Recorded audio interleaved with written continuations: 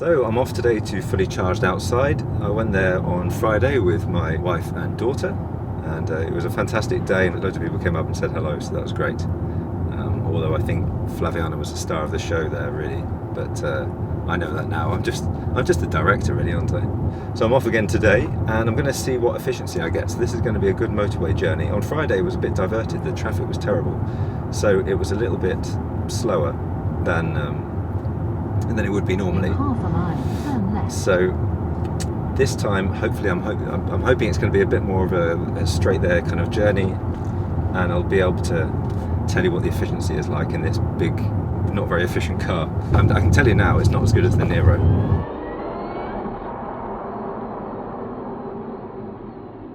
Okay, so we're going to click nav, and we're going to go search, and Farnborough Airport. It's already there because I drove there the other day. And you can see it's 20 degrees outside, and I'm just going to set it to, but I'm just going to set it maybe a little bit cooler, like that. And let's go to climate. Starting route guidance. So I'm not going to have AC on for the moment, okay, but I'm just going to set it to 19 on one blower. One blower, I'm not sure whether that's a technical term. So 98 miles I should get at 10:30. 275 miles on the GOM, on the range meter. So let's see how accurate that is. I mean, in theory, I've been driving motorway the whole time with this, so really that should be quite accurate, but I know it's not going to be that good on the motorway. The e-Nero is far better efficiency, and obviously the original IONIQ is better as well. So yeah, don't expect anything too impressive with the efficiency with this. But what you do get in this car, of course, is it's big and very spacious inside, and the drive itself is more kind of commanding and more, it feels a bit more premium. Also, there's very cool things like the head-up display, which I need to try and film at some point. But they're so difficult to film. What I can't show you right now is that I've got condensation on the back window, but of course, because you don't have a rear wiper, I can't do much about it. So, I mean, obviously I can turn on the back heater and that will get rid of it after a while, but it is nice normally, right, just to turn a thing and do that, and then you can see out the back. But I don't have that luxury in this extremely expensive car. We got a kind of efficiency of about 3.6 last time on the way there, and the 3.2, this is miles per kilowatt hour.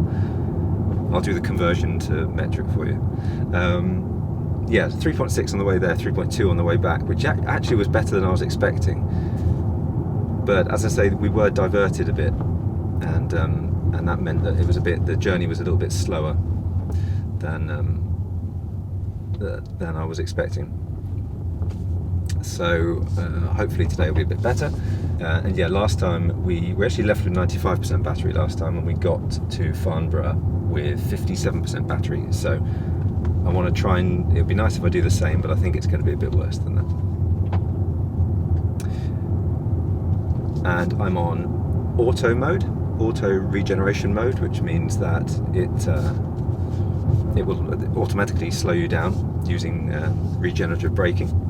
That's the most efficient way of driving on the motorway, because generally you want to coast as much as possible. So I've got it set to that, and it's on level 1 or level 2? Should be on level 1. Should be on auto and level 1. And just on this little tiny journey of 2.5 miles I've done now, it says it's 4.8 miles per kilowatt hour. So that would suggest that on the back roads it's actually very efficient. I was getting smiled at by someone there walking their dog.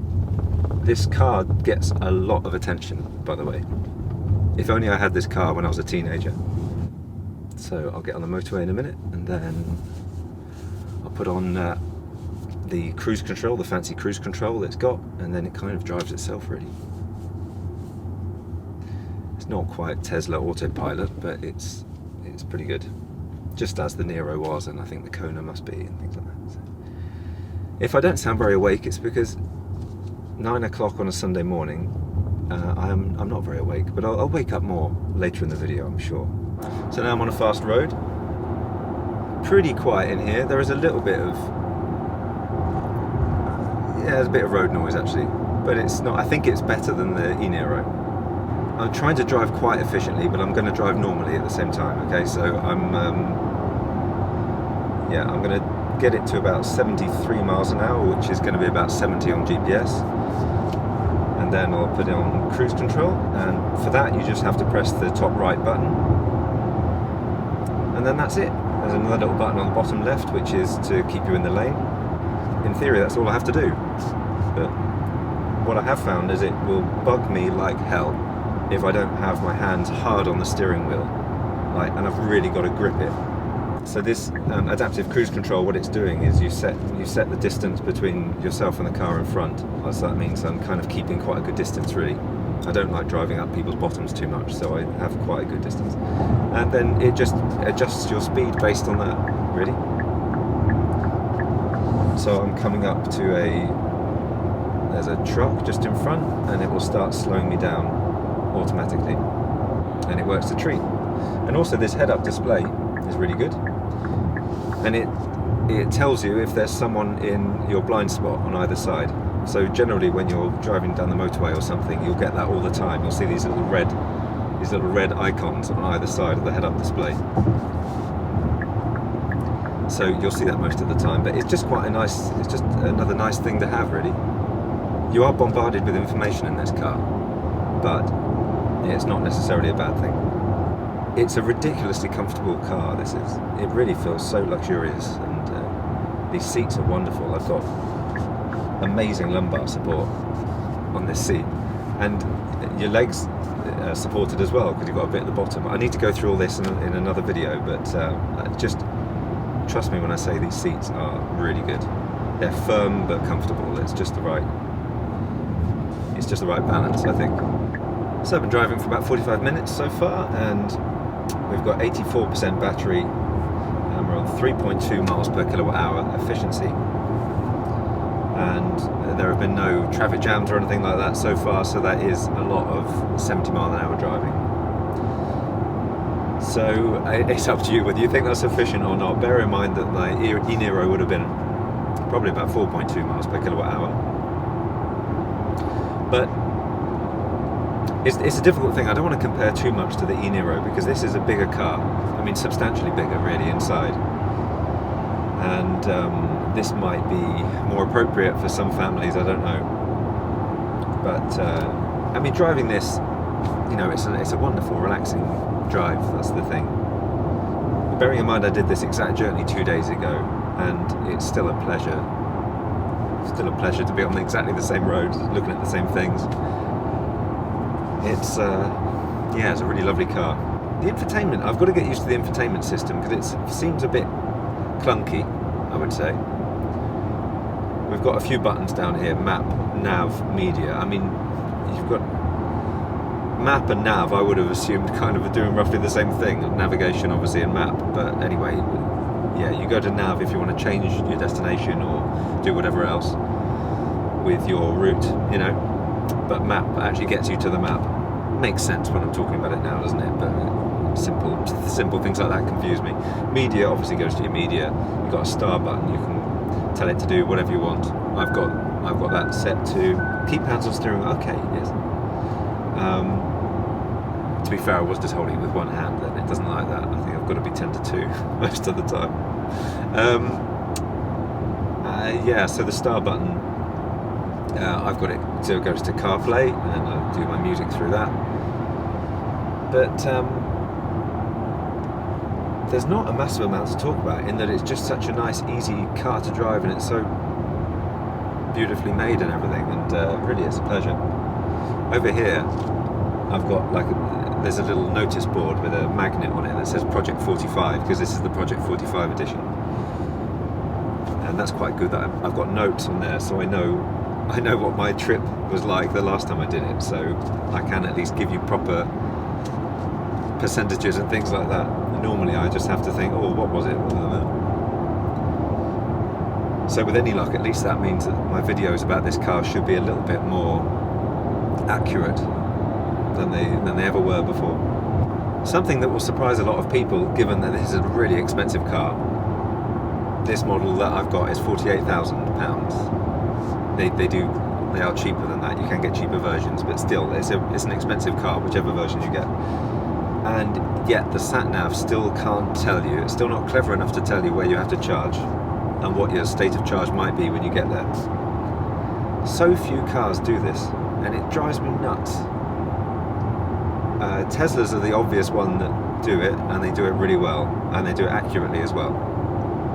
So if I was driving here in a Tesla, I would have input Farnborough Airport, and it would have told me, yep, you're going to get there with 50% battery. And then if I needed to charge on the way back, it will say where I've got to charge. It will take me to a supercharger network. It'll tell me which ones are working and all the rest of it.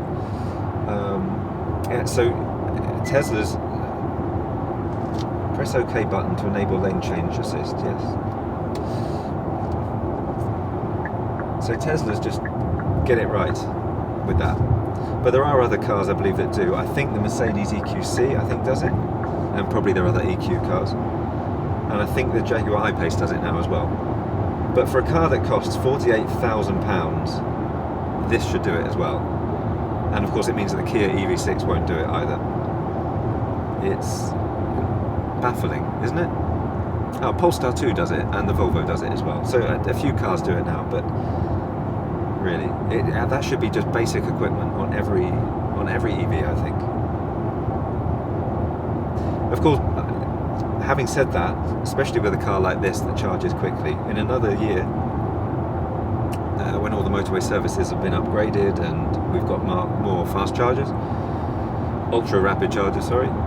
Once we're at that stage, then of course it's going to matter less, because you'll just go to a motorway services and go in there and you'll know that there's a charger and it should work, because it'll be more reliable, hopefully. But generally, you know, we're quite away from that yet.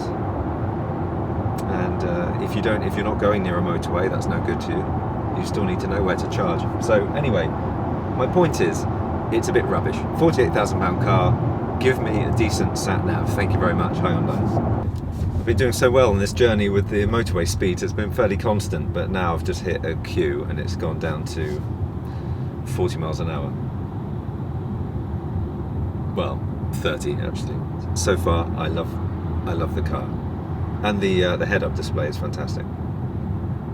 At the moment, I wish I could show you. At the moment, it's telling me my speed. Obviously, it's giving me a big blue arrows saying which direction I've got to go, because I shouldn't turn off here. I've got to carry on going around the motorway, and yeah, red symbols on either side to tell me that there are cars in my blind spot. Obviously, it's because I'm on a motorway. But yeah, it's really good, really clear screen in front. Other than that, what else is there to say other than it's a wonderfully comfortable car? I think I would live in this car actually if it had a toilet. Okay, so I'm practically here. So many Fiat 500es. There are like 3 Fiat 500es and a DS3, another DS3. They're doing test drives. That's so cool. Oh good, okay, well we're here. We've got 61% battery. We had 57% last time, but we started at 95, so what's that, 62. So not quite as good efficiency as last time. 3.5 miles per kilowatt hour. And all good, right, okay. Let's go see some cars and things.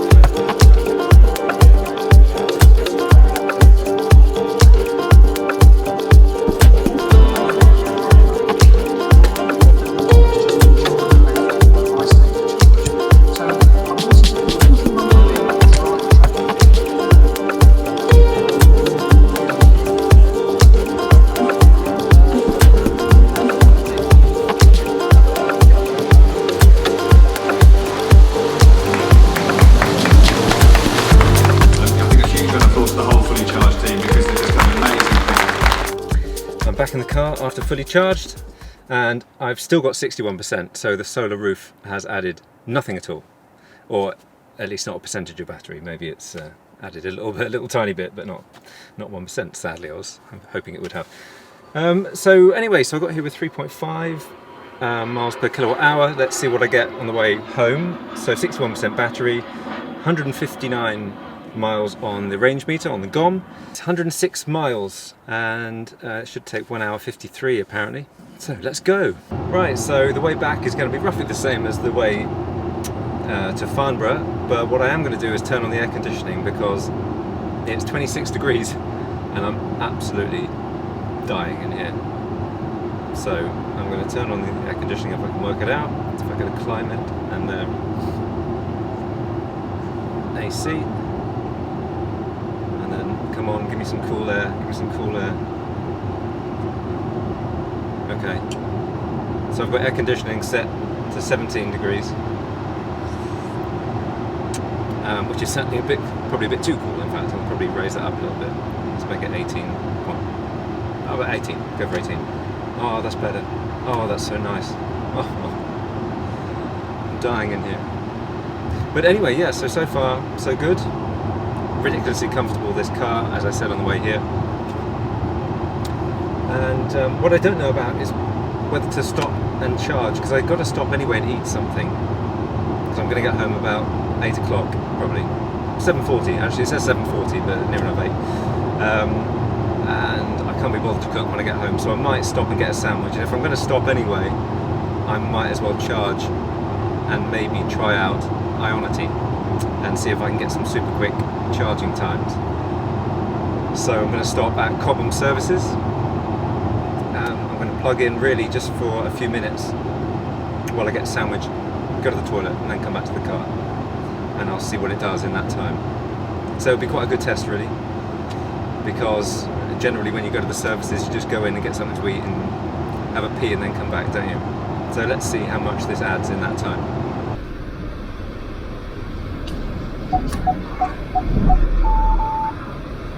So it's a funny thing, it's not letting me reverse.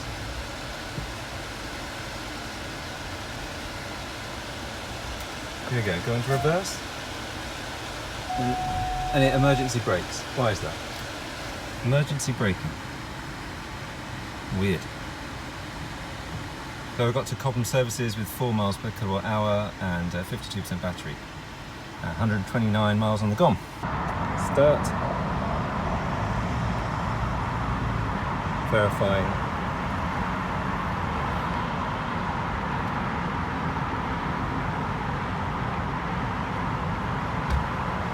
Let's see if it works. I don't always have a great experience with IONITY.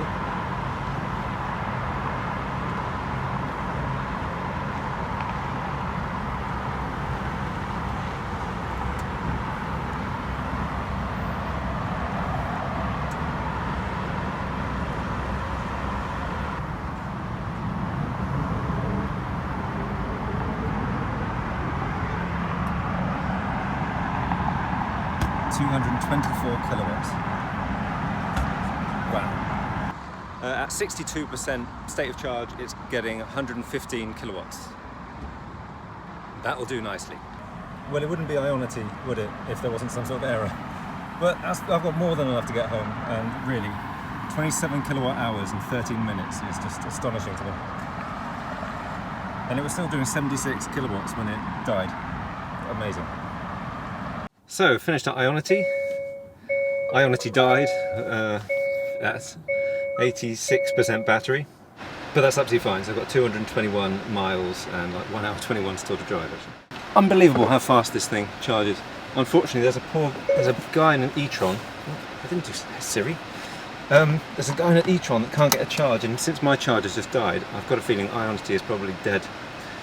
So I was lucky. Yeah, shut up. Go away. So cool, yes, right, let's go then. Now, I'm not sure what order I'm going to be able to edit these videos in. I don't know whether I'll be able to do Flaviana's views on it before this one. But Flaviana did drive back from fully charged on Friday, and I think she kind of liked it. and I think my daughter liked it as well. There is so much room in the back. So far so good. Another 25 minutes to get home, and but all good. It's beautiful to drive even on these pretty narrow country roads, and you can't see me at all now, but you've got a beautiful sunset in the background I can see. I'm back home. How do I turn the light? Oh, there we go. Pretty good, isn't it, that light?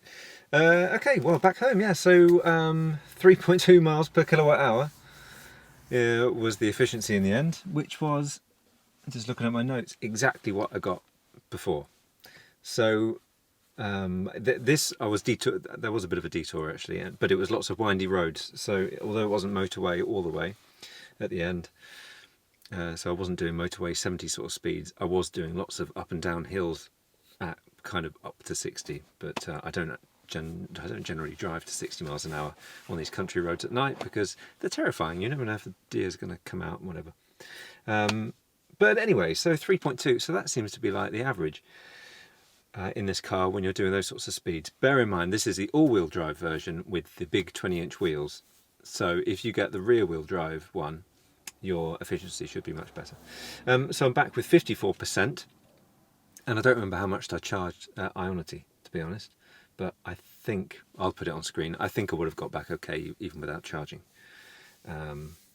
Probably would have been like, what, 15% or something. I'll put it on screen, and I'm too tired to think about it. So there we go, brilliant. Driving the country roads, it didn't feel too big actually, and it does come up with little arrows to tell you if you're getting too close to the curb, which is nice. So it doesn't feel too big. It drives really nicely around all the bends and all that, but I'll do another video about all the driving stuff in the daytime. Also, my GoPro thing, whatever it's called, here ran out of battery, so I couldn't get all the nice, not that it's very good quality anyway, but I couldn't get you all those sorts of views. Anyway, so yeah, I need to sleep, I think. I'm absolutely worn out from the event. Fully Charged was fantastic, and they're doing it again at the end of April, I think it is.